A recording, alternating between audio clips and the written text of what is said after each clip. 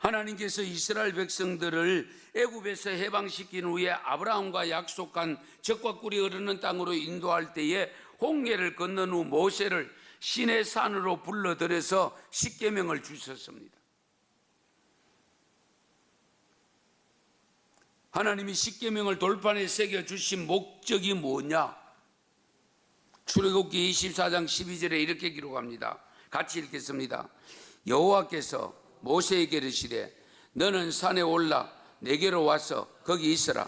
네가 그들을 가르치도록 내가 율법과 계명을 친히 기록한 돌판을 네게 주리라. 아멘. 네가 그들을 가르치도록. 하나님이 주신 말씀은 백성들에게 가르치도록 하기 위해서 주셨다.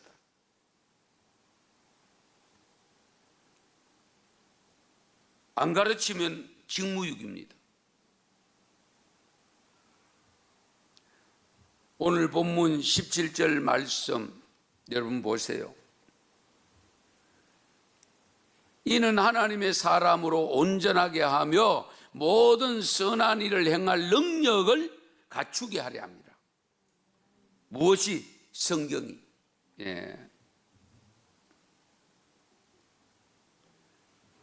그래서 신명기 4장 10절 말씀에 보면 내가 호렙산에서 내 하나님 여호와 앞에 섰던 날에 여호와께서 내게 이르시기를 나에게 백성을 모으라. 내가 그들에게 내 말을 들려주어 그들이 세상에 사는 날 동안 나를 경외함을 배우게 하며 그 자녀에게 가르치게 하리라 하시매.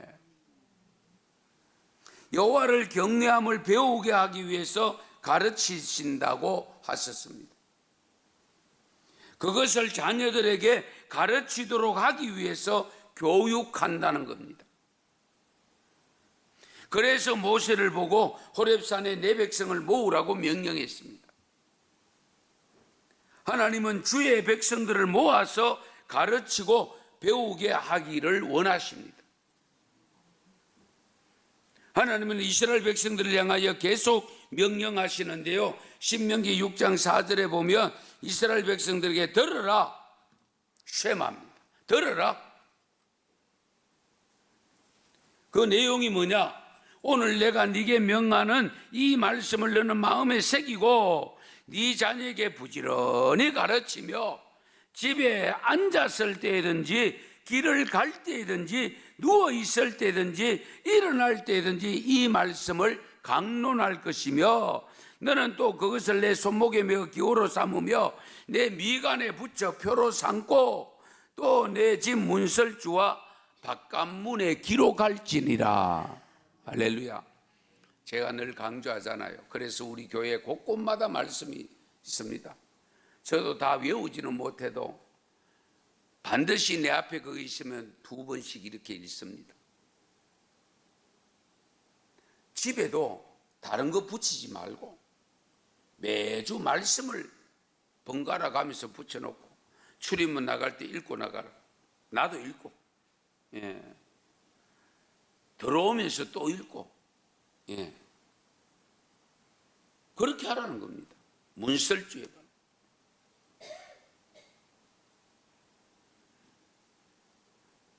그리고 오늘 말씀을, 그 읽은 말씀을 종합하면 시도 때도 없이 기회가 있을 때마다 가르치라는 겁니다.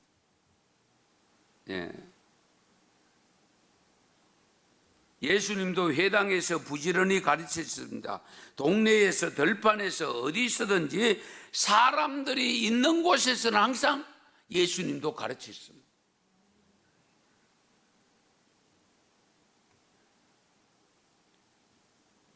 마가복음 6장 34절 말씀 같이 읽습니다. 예수께서 나오사 큰 무리를 보시고 그 목자 없는 양 같음으로 인하여 불쌍히 여기사 이에 여러 가지로 가르치시더라. 아멘. 여러 가지를 가르치시더라.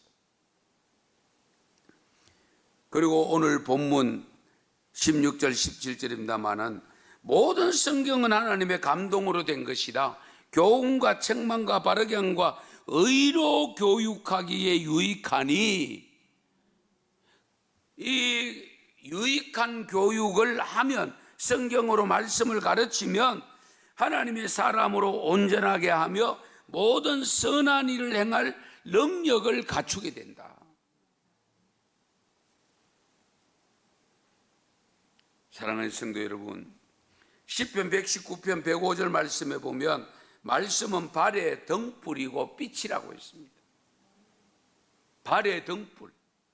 요즘 신발에 불을 바짝바짝 오는 거 뭐 어린아이들 많이 신고 있대요.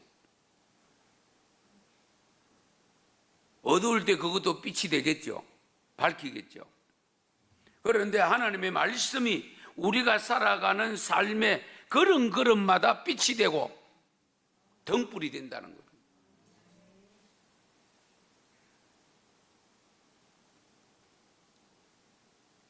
그래서 17절 말씀에 하나님의 사람으로 온전하게 한다. 이 중요합니다. 하나님의 사람으로 온전하게 한다. 착한 일을 행할 능력을 갖추게 된다.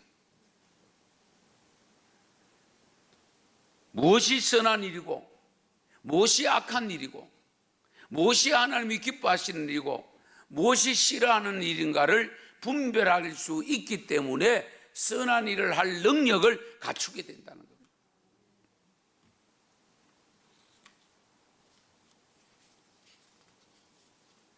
사랑하는 성도 여러분, 정말 우리가 성경을 나도 알아야 되고 자녀들에게 부지런히 가르쳐야 됩니다. 가르치기 위해서 내가 알아야 되잖아요. 노인 2명이 의자에 앉아서 이야기를 하고 있었는데요, 한 노인이 먼저 입을 엽니다. 이봐, 나 보청기 새로 사서 엄청 비싼 거야. 다른 노인이 부러워하면서 묻습니다. 그게 얼만데? 그러니까 시계를 보면서 지금 12시네. 이런 현상이 오기 전에 하나님의 말씀 성경을 부지런히 읽고 묵상하고 외우고 말씀을 내 신비에 새기는 일을 하셔야 돼요. 값이 얼마인데 물었는데 시계 보고 12시라면 이 정도 되면 말씀을 읽어도 무슨 말씀인지 몰라요. 지금 신앙 훈련을 집중적으로 실수할 수 있는 이제 여름 방학을 앞두고, 물론 대학은 지금 방학을 했습니다마는 여름 성경학교 신앙 수련회 일정이 다 나왔습니다. 그러나 신앙 훈련의 기본 교재는 성경입니다. 인생길을 가는데 가장 좋은 교재가 성경입니다. 그 좋은 교재로 교육하고 훈련하는데 자녀들을 보내지 않으면 안 돼요. 학원 간다고 핑계대는 거 핑계대지 못하도록 하세요. 또 자녀들이 방학이라 돼서 할머니 집에 가야 되고 할아버지 집에 가야 되고 뭐 어디 가야 되고 하는 것, 성경학교에 일정이 나왔기 때문에, 수련회 일정이 나왔더니 거기에 맞추어서 그 시간에는 다른 것이 겹치지 않도록 하셔야 됩니다.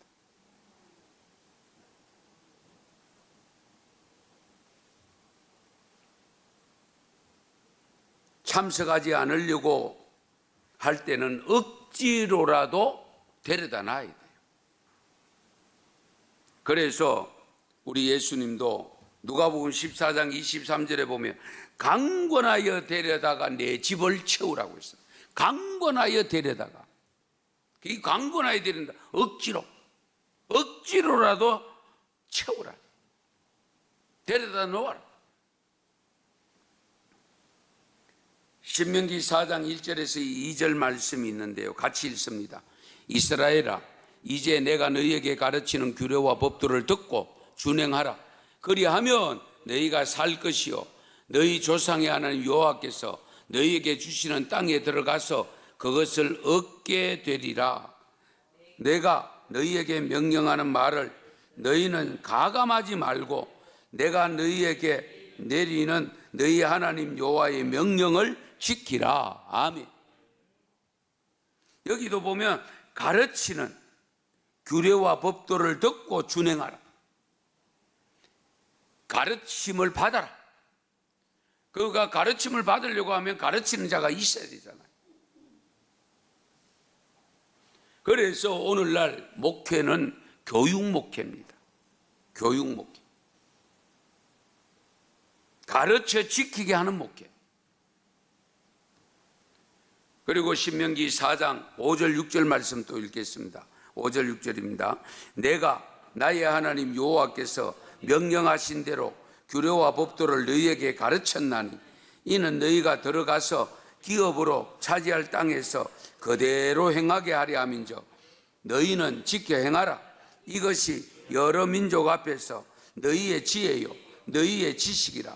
그들이 이 모든 규례를 듣고 이르기를 이 큰 나라 사람은 과연 지혜와 지식이 있는 백성이로다 하리라. 아멘. 성경을 가르쳐야 할 이유는 그것이 곧 인생을 아름답게 사는 길이기 때문입니다. 그리고 하나님이 약속하신 복을 받기 위해서라도 가르쳐 지키게 해야 됩니다. 하나님의 말씀의 가르침을 받아서 그대로 살면 그것이 곧 지혜고요. 그것이 곧 지식입니다. 우리가 세상에 살다 보면 실제적으로 필요한 것이 지혜와 지식이잖아요. 고린도전서 9장 24절 말씀에도 보면 운동장에서 다름질하는 자들이 다 달릴지라도 오직 상을 받는 사람 몇 사람? 한 사람. 그거 너희가 알지 못하느냐? 너희도 상을 받도록 이와 같이 다름질하라. 최선을 다하라. 그 말씀입니다. 부지런히 가르쳐라. 부지런히 배워라. 상을 받는 믿음의 삶을 위해서 다름질해야 됩니다. 이런 정신으로 살아가야 돼요. 안일함 속에 갇힌 것은 주님의 뜻이 아닙니다. 새롭게 도전하고 새롭게 헤쳐나가고 새롭게 달려나가야 됩니다. 그러기 위해서는 부지런히 훈련받고 학습받아야 돼요. 이것을 세상에서는 자기개발이라고 합니다. 자기개발 없이는 현 사회에서 승리할 수 없습니다. 그렇다면 우리는 오늘을 향하여 사는 사람들이 아닌 영원을 향하여 사는 사람들이잖아요. 그러므로 세상 사람들이 살아가는 삶에 그렇게 열심히 하는데 우리가 영원을 향하여 달려가는 그 삶을 열심히 살아야죠. 신앙생활 열심히 하셔야 돼요. 대충 하면 안 돼요. 정말 주님 앞에 설 때 네가 누구? 내가 은성교회 아무개 집사인데요. 난 너를 모르겠는데. 이러면 곤란하잖아요. 정말 그 앞에서 울어야 될지도 몰라요. 그런데 딱 가자마자 빨리 오너라 빨리 오너라. 목사야 빨리 오너라. 네 참 수고했다. 이제는 영원히 나와 함께 살자구나. 그 소리 들으면 세상에서 열심히 살면서 힘들게 했던 거 다 잊어버리고 그렇지 않습니까? 정말 영원히 사는 그 삶에 도취되어져서 행복한 삶을 살게 될 줄 믿습니다. 우리가 그런 삶을 향해서 지금 가고 있는 거예요. 많은 자녀들에게 재산을 많이 물려주면 그들이 행복한 인생을 살 수 있을 것 같으나 그렇지 않습니다. 재산 많이 물려받은 후손들 치고 제대로 사는 사람 별로 없어요.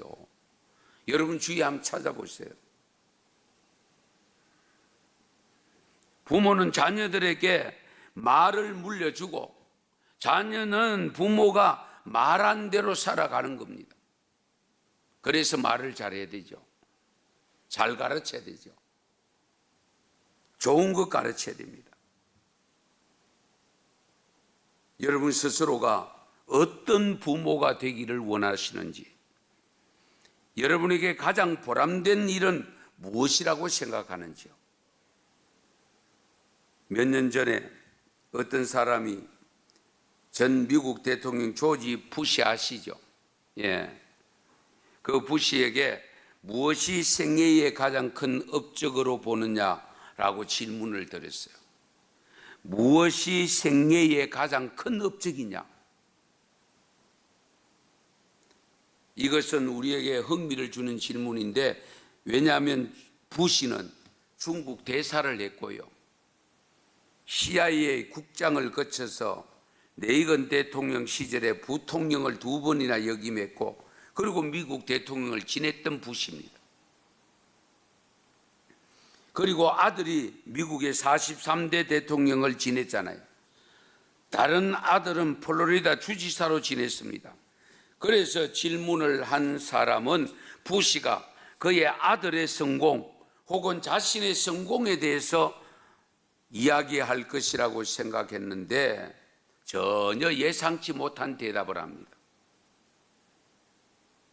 아직도 내 자녀들이 나를 보기 위해 집으로 찾아오는 것,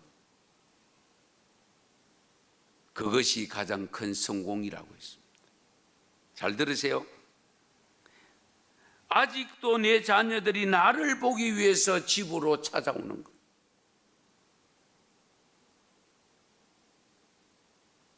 가장 위대한 업적이 뭐냐? 자녀들이 부모를 찾아오는 것. 정말 멋있는 대답 아닙니까? 우리에게 시사해 주는 바가 큽니다. 부시의 가치관을 읽을 수 있는 내용인데, 아무리 훌륭한 대통령을 역임했다 할지라도 가장 중요한 것은 가정이고 가장 중요한 것은 자식이다, 그 뜻입니다. 그래서 시편 기자는 자식은 여호와가 주신 기업이라고 했잖아요.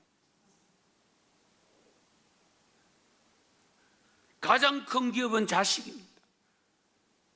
이렇게 큰 기업을 우리가 소홀히 여기면 안 됩니다. 세상 지식도 중요합니다. 세상 교양도 중요합니다. 그러나 근본적으로 우리는 하나님의 말씀인 성경을 교재로 해서 부지런히 배우고 부지런히 가르쳐야 돼요. 성경을 읽지 못하면 설교라도 부지런히 듣더라고요. 요즘 세상 정말 좋아졌잖아요. 담임 목사 설교만 듣는 게 아니잖아요. 훌륭하다고 생각하고 나름대로 앞서가는 설교자라고 하는 그런 분들의 설교를 지금 유튜브에 들어가서 마음대로 들을 수 있잖아요. 제가 남대문교에서 집회했는데요, 윤역에서 듣고 문자가 온대요. 제가 깜짝 놀라요. 어디서 듣고 문자가 왔는데 제 전화번호를 가르쳐 달라 하더래요. 가르쳐 줬는지 모르겠지만 지금 그런 세상이에요.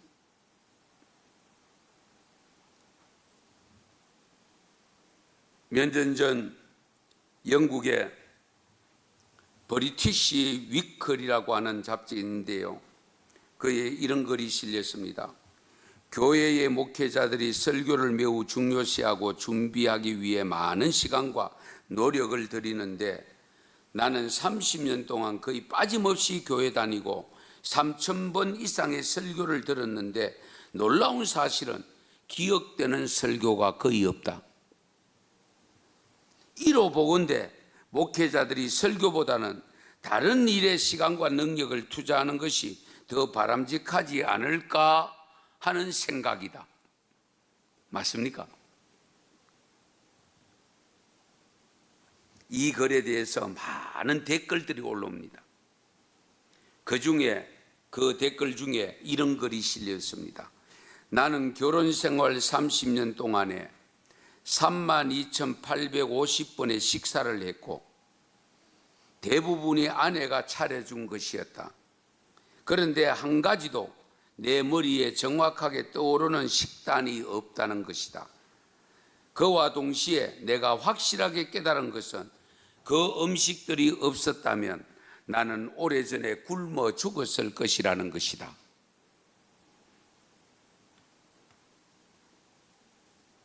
아주 중요한 것 지적한 거잖아요.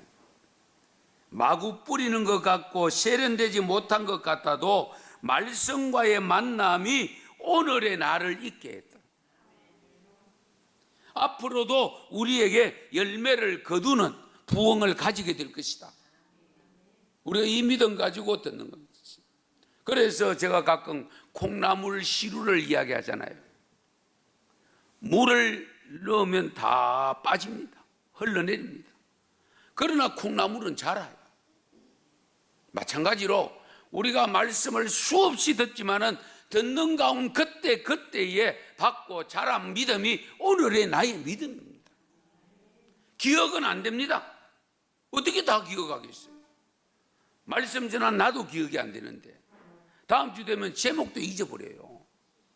그렇지 않아요? 대구가 낳은 실업가로서 여러분 아시는지 모르겠습니다. 최신부 장관을 지낸 이태선 씨라고 있습니다. 대구의 섬유산업의 왕이라고 불리기도 합니다. 그가 투자해 구입한 물건은 엄청난 이윤을 남겼다고 합니다. 그런데 이 이태선 씨가 가난한 소년 시절에 말씀을 읽고 꿈을 키워왔는데 교회학교 부장을 했대요. 그런데 한 아이가 한 번은 이 이태선 부장에게 선생님, 하늘나라 전화번호가 몇 번입니까? 얼마나 당황했겠어요. 그런데 번쩍하고 서서 지나간다. 그 전화번호 가르쳐 줄게. 66국에 3927이다. 그러니까 이 아이가 그 66국에 3927이다 하니까 번호는 맞는데 옛날에 전부 다 두 자리 숫자였잖아요. 그렇죠? 요즘은 세 자리지만. 그래서 부장에게 그 이유를 물었습니다. 그때에 이 이태선 부장이 이렇게 대답을 했답니다. 성경은 모두 66권이다. 구약이 39권이고 신약이 27권이다. 그 속에 하나님 나라의 진리가 모두 담겨 있단다. 이것이야말로 영원히 변하지 않는 하나님 나라의 전화번호란다.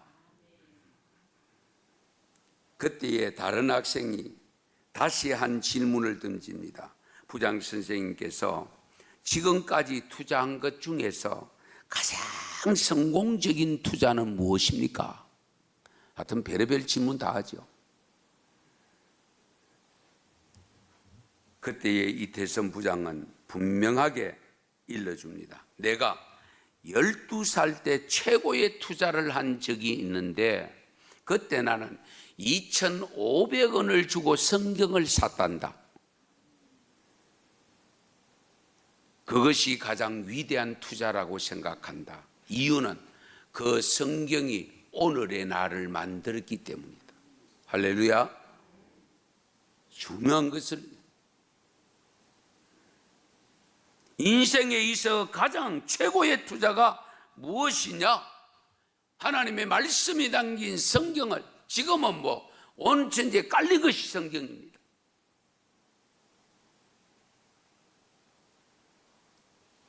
저는 감히 말씀드립니다. 이제는 성경은 어디 있어든지 볼 수 있고 들을 수 있습니다. 그렇다면 가장 좋은 투자는 시간 투자입니다. 하나님의 음성을 듣는 시간 투자를 해야 됩니다.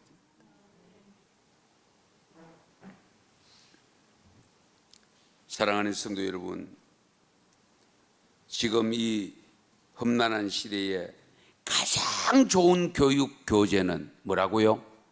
성경. 그런데 그 성경을 디모데는 어려서부터 배웠다고 했습니다. 외할머니와 어머니가 가르친 것으로 되어 있습니다. 그래서 바울은 디모데를 향하여 칭찬합니다.